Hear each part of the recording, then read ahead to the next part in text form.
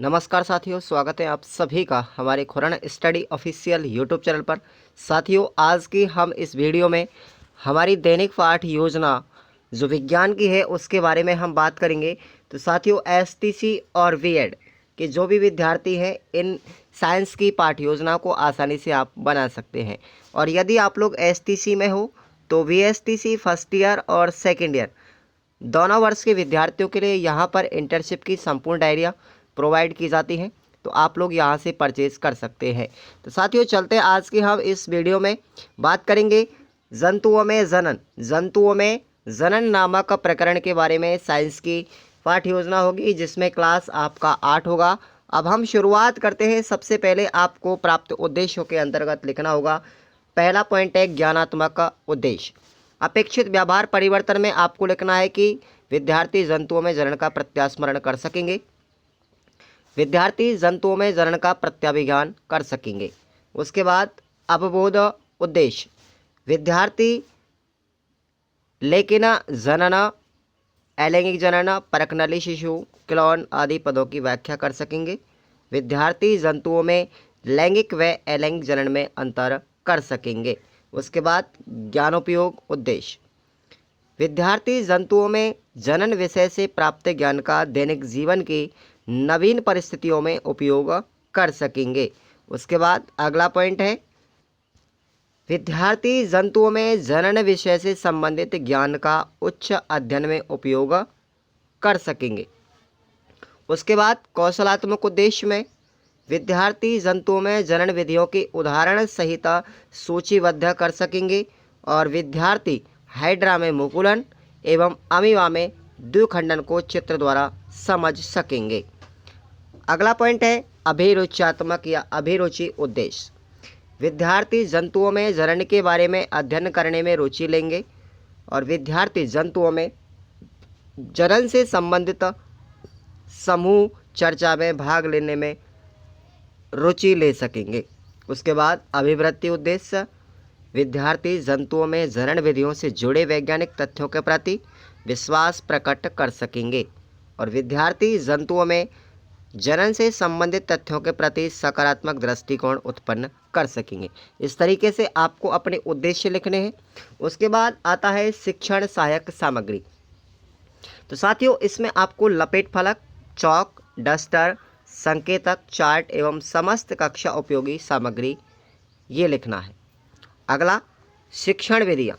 शिक्षण विधियों में आपको लिखना है कि भाई व्याख्यात्मक विधि या व्याख्यान विधि, प्रश्नोत्तर विधि और प्रदर्शन विधि, ये तीनों आपको लिखना है।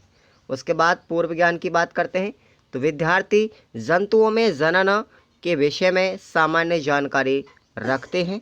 उसके बाद आपको प्रस्तावना प्रश्न लिखना है। तो देखिए साथियों, प्रस्तावना प्रश्न आपको किस तरीके से लिखना है, आपको अच्छे से याद होना चाहिए। सबसे पहले यहाँ पर क्रम संख्या, यहाँ पर आपको छात्राध्यापक कथन और छात्र छात्रा क्रियाएं, 3 कॉलम आपको बनाने हैं। तो पहला प्रश्न आपको लिखना है यीस्ट को पानी में डालकर थोड़ी देर रखने पर क्या होता है।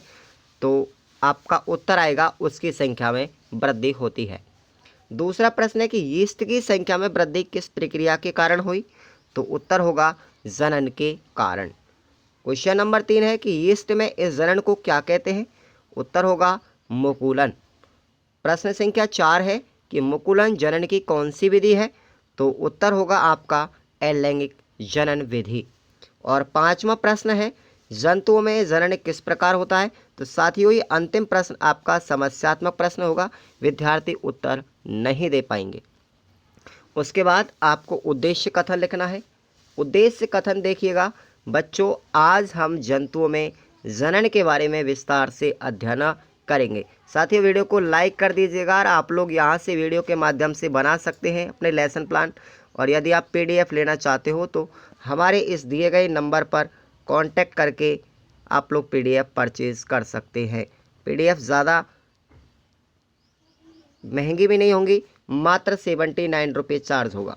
उसके बाद अगला पॉइंट है हमारा प्रस्तुतिकरण। तो देखिएगा साथियों, प्रस्तुतिकरण बहुत अच्छे ढंग से मैंने प्रस्तुत किया है। यहाँ पर सबसे पहले आपको 4-5 कॉलम बनाने हैं और पहले कॉलम में आपको लिखना है यहाँ पर शिक्षण बिंदु। क्या लिखना है, शिक्षण बिंदु आप लोग लिखेंगे, छात्र अध्यापक कथन लिखेंगे, छात्र छात्रा क्रिया, शिक्षण विधि और श्यामपट्ट कार्य। तो यहाँ पर आपको शिक्षण बिंदु में लैंगिक जनन, छात्राध्यापक कथन में सबसे पहले विकासात्मक प्रश्न को लिखना है। स्त्री के सर एवं पुंकेसर के युग्मन से क्या बनता है? तो उत्तर होगा साथियों युग्मनज। दूसरा प्रश्न है कि इस प्रकार युग्मनज बनने की क्रिया को क्या कहते हैं? तो उत्तर होगा लैंगिक जनन कहते हैं। तीसरा प्रश्न है कि जंतुओं में लैंगिक जनन किस प्रकार होता है? तो छात्र मौन रहेंगे, संभावित उत्तर लिखना है। उसके बाद स्पष्टीकरण, स्पष्टीकरण में लिखना है कि जंतुओं में नर एवं मादा में विभिन्न जनन भाग होते हैं। जंतु में भी नर एवं मादा युग्मनज बनाते हैं। यह युग्मनज विकसित होकर एक नया जीव बनाते हैं, लैंगिक जनन कहलाता है। सभी उच्च स्तर के जंतुओं में लैंगिक जनन होता है। कुछ जंतु शिशु को जन्म देते हैं जिन्हें हम जरायुज कहते हैं। सभी विद्यार्थी ध्यानपूर्वक सुनते हैं, ये आपको छात्र छात्रा क्रिया में लिखना है। और शिक्षण विधियों में ऊपर आपको प्रश्नोत्तर और नीचे आपको व्याख्यान विधि लिखना है। उदाहरण के लिए हम बात करते हैं, जैसे कुत्ता, बिल्ली, बंदर, मनुष्य आदि कुछ जंतु देते हैं जिन्हें हम अंडप्रजक, कुछ जंतु ऐसे होते हैं जो अंडे देते हैं, उनको हम अंडप्रजक कहते हैं, जैसे आपके मेंढक, मुर्गी, मछली और छिपकली। ठीक है साथियों। उसके बाद आपको इधर श्यामपट्ट कार्य में लिखना है। तो देखिए श्यामपट्ट कार्य में कुछ सारांश आपको लिखना है कि जंतुओं में नर तथा मादा युग्मकों के संलयन से युग्मनज बनता है, जिसे हम लैंगिक जनन कहते हैं। शिशुओं में जन्म देने वाले जंतु जरायुज कहलाते हैं और अंडे देने वाले जंतु अंडप्रजक जंतु कहलाते हैं। उसके बाद आपको अलैंगिक जनन के बारे में बताना है। दूसरा पॉइंट, पहला हमारा लैंगिक हो गया, उसके बाद अलैंगिक के बारे में बात करते हैं। सबसे पहले विकासात्मक प्रश्न पूछे जाएंगे इसमें। तो लिखिएगा आप लोग, क्लेमाइडोमोनास में जनन किस विधि से होता है? तो उत्तर होगा आपका विखंडन विधि से। उसके बाद विखंडन में कौन सी विधि होती है साथियों? तो उत्तर होगा अलैंगिक विधि। और तीसरा प्रश्न है हमारा कि जंतुओं में अलैंगिक जनन किस प्रकार के होता है? तो आपका संभावित उत्तर हो जाएगा। स्पष्टीकरण देंगे आप, अत्यंत छोटे छोटे जंतु जैसे हाइड्रा, अमीबा में अलैंगिक जनन होता है। ऐसा जनन जिसमें केवल एक ही जनक नए जीव को जन्म देता है अलैंगिक जनन कहलाता है। हाइड्रा में मुकुलन से नया जीव विकसित होता है और हाइड्रा में एक या अधिक उभार मुकुल कहलाते हैं। इस जनन को हम मुकुलन कहते हैं। अमीबा एक कोशिकीय होता है। इसमें केंद्रक के दो भागों में विभाजन से क्रिया प्रारंभ होती है। उसके बाद कोशिका भी दो भागों में बंट जाती है, जिसके प्रत्येक भाग में केंद्रक होता है। अतः एक जनक से दो अमीबा बनते हैं। इस प्रकार के जनन को द्विखंडन कहते हैं। यहाँ पर आपको छात्र छात्रा क्रिया में सभी विद्यार्थी ध्यानपूर्वक सुनेंगे, लिख देना है। विधि आपकी होगी व्याख्यान विधि और ऊपर आपको प्रश्नोत्तर विधि लिख देना है। उसके बाद आपको श्यामपट्ट कार्य लिखना है। अत्यंत छोटे छोटे सूक्ष्म जीवों में अलैंगिक जनन प्रक्रिया द्वारा एक नए जीव का निर्माण होता है। उसके बाद आप लोग चलेंगे अपने पुनरावृत्ति प्रश्नों की तरफ। तो देखिएगा, पुनरावृत्ति प्रश्न को आपको पहला लिखना है जनन कितने प्रकार का होता है, और दूसरा प्रश्न है युग्मनज कैसे बनता है। उसके बाद मूल्यांकन प्रश्न है कि लैंगिक जनन किसे कहते हैं, और हाइड्रा में अलैंगिक जनन को लिखिएगा।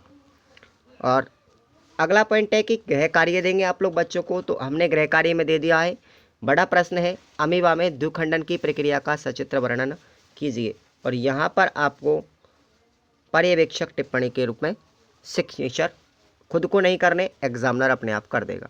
तो इस तरीके से आज हमारा ये जंतुओं में जनन पूरा होता है प्रकरण। अगले हम प्रकरण की तरफ बढ़ेंगे विज्ञान में। तो देखिएगा आप लोग प्रतिदिन ये डेली लेसन प्लान की PDF आप लोग ले सकते हैं, और PDF तो आपकी चार्जेबल होगी, बाकी का आप लोग निःशुल्क भी वीडियो के माध्यम से बना सकते हैं। ठीक है साथियों, तो चलिए मिलते हैं नेक्स्ट वीडियो में नए लेसन के साथ में। तब तक के लिए जय हिंद, वंदे मातरम।